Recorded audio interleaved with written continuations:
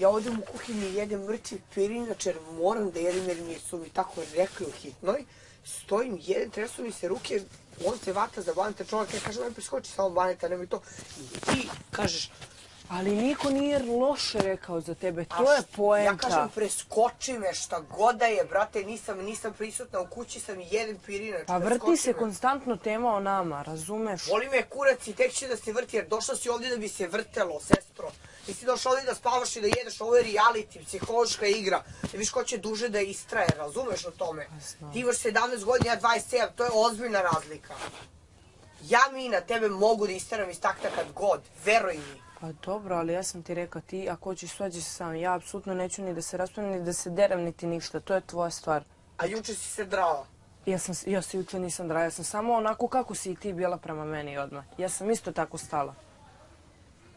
Mani me toga, molim te. Ne, ja ti samo ja sam bolje došla ti kažem, ako neću se... Propustila si se, pustila si muda, brate. Ozbiljna prema meni. Ne prema tebi, nego svi kao čutim, ja ne smem ono, ja ne smem na ono. Te bilo, ja s tobom provela Boga oca napolju davala ti savjete šta da ne radiš, nemoj ovo, nemoj ono. Prvo što si mi frajera skinula ovdje, testirala se da vidim da li bi bila s njim, ti si naravno bez, znači ne znam da li si razmišljala sat vremena, koji sat vremena, 15 minuta o tome da li je to korektno i fair. Pa dobro, i šta sad, i ja sam bila s njim sam i šta sad i onda... Nema veze, mene boli dupe za njega, nema veze da si ja zaljubljena u njega, kralju, boli me dupe. Brate, ja da sam zaljubljena u nekoga, u bilo koga, ja bi se borila za to, borila bi se. Ne bi pustila ovako, jel shvataš?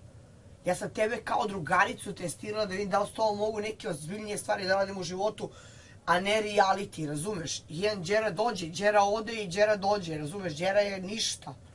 Đera je jedna recka na zidu, ovako. Kapiraš? Kapiram. Zbog toga sam ja tebe pustila to, da vidim da li ćeš to da uradiš. Ti si mene tu prodala, a kamoli za neke ozbiljnije stvari da ti kažem napolju da li sam ubila.